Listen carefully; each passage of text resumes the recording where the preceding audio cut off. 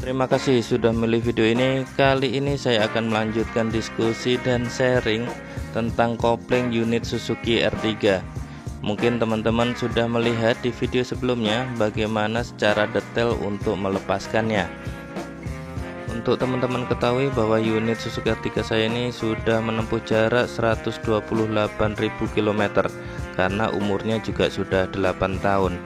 Dan ini unit kopling bloknya sudah turun.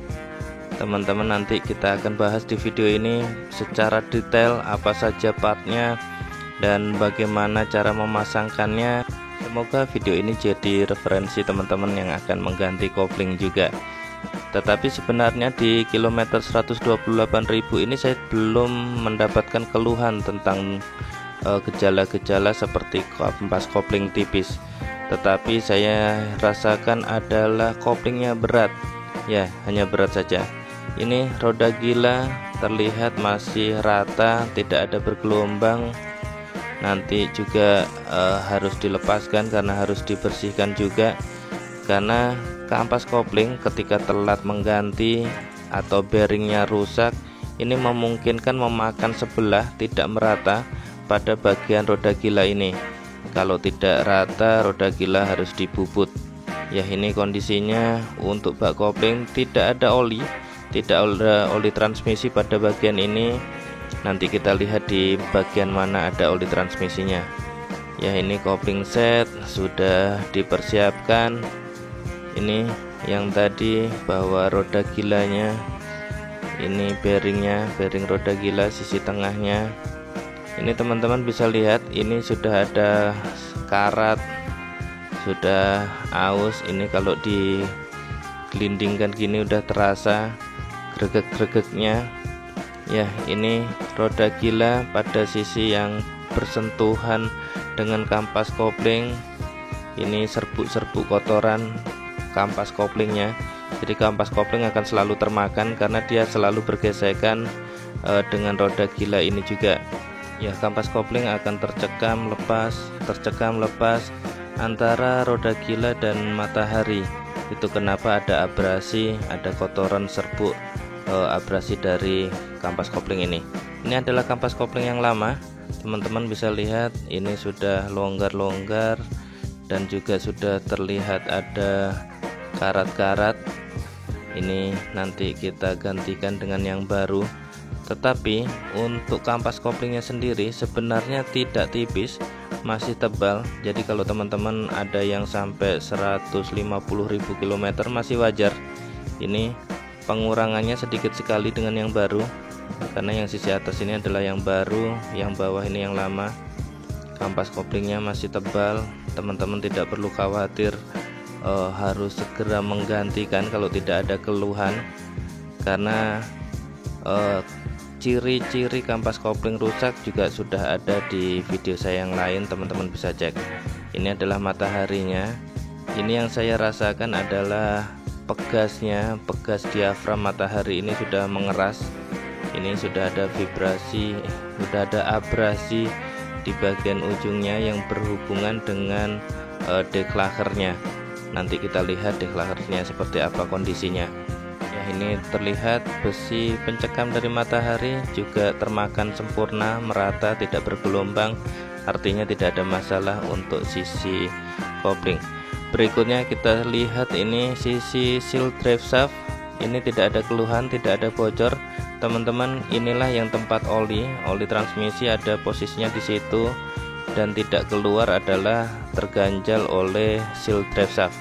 Jadi kalau seperti ini, sisi yang kiri ini ada olinya, sedangkan yang kanan ini tidak ada olinya. Jadi tidak membayangkan bahwa satu bonggol transmisi semua ada olinya. Oke, ini berikutnya kita lihat untuk deklaher.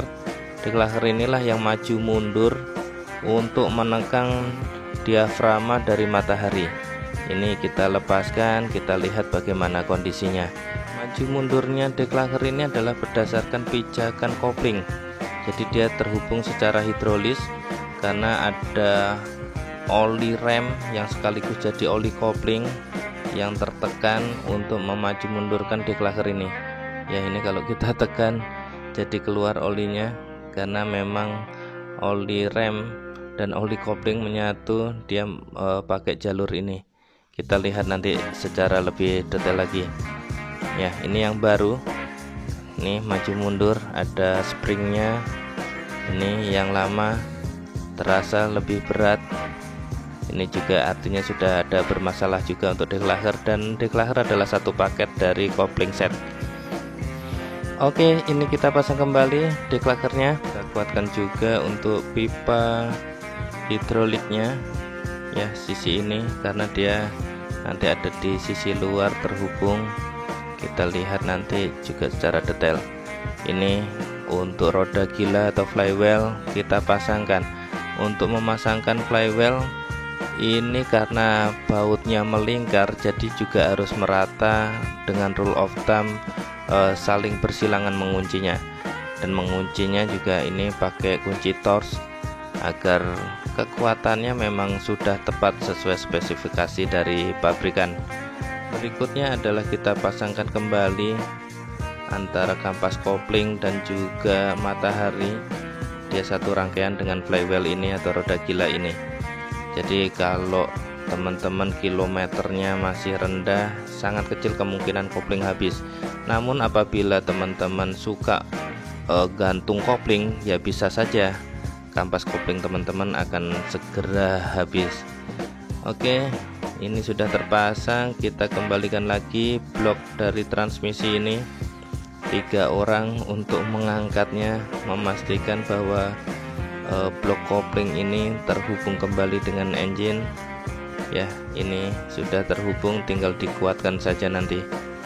Pada intinya kerusakan-kerusakan pada kopling tidak mendadak, jadi selalu ada ciri-cirinya.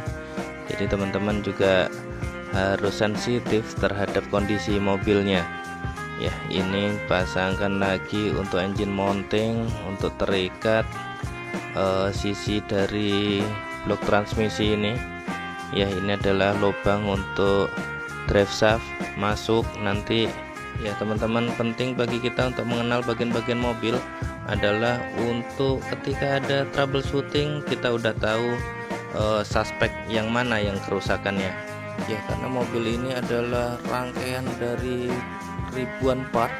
Jadi kalau misalnya gluduk-gluduk pasti ini itu tidak bisa dilakukan. Jadi memang harus kita cek banyak bagian, kita pastikan banyak bagian dengan indikasi-indikasi yang ada. Oke, ini drive shaft kita masukkan kembali ke sisi transmisi, dan juga jangan lupa untuk mengisi kembali oli transmisi ya. Ini oli transmisi sedang diisikan. Ini juga sudah ada secara detail di video saya yang lain, bagaimana menggantikan oli transmisi dari beberapa jenis mobil.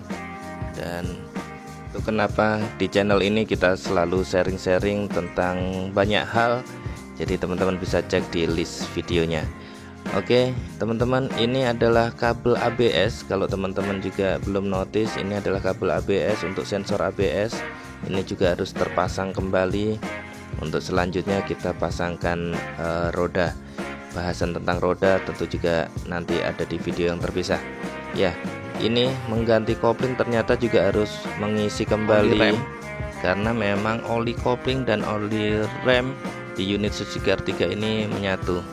Dan ini adalah master koplingnya, master silinder koplingnya yang berbentuk huruf seperti huruf Y ini. Nanti kita lihat bagaimana cara untuk memastikan bahwa dia sudah tidak ada bubble trap, tidak ada udara terperangkap di situ. Ini kita lepas plaknya dan kita kendorkan untuk sisi bleedingnya untuk mengeluarkan oli ini, tetapi secara detail seperti ini ya. Pedal kopling dikocok dari sisi dalam kabin, lalu pijakannya ditahan sebelum kita rilis oli dari oli kopling ini. Karena oli kopling ataupun oli rem ini sifatnya keras, jadi tumpahannya ini nanti harus segera dicuci dengan air bersih. Pastikan tidak menggenang, tidak mengenai bodi, karena ini sangat berbahaya juga.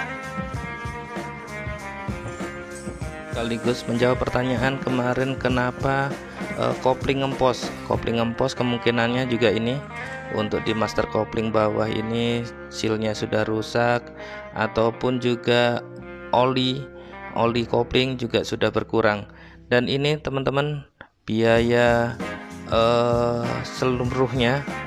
Jadi selain jasa juga ada clutch kit, brake fluid, dan juga oli transmisi. Dan total biayanya semua adalah 2.200.000. Ya, inilah yang saya bayarkan untuk ketika kita mengganti kopling set di Suzuki R3. Itu saja sharing dari kami. Terima kasih. Silahkan selalu like dan subscribe channel Doni Sunaji untuk informasi-informasi menarik lainnya.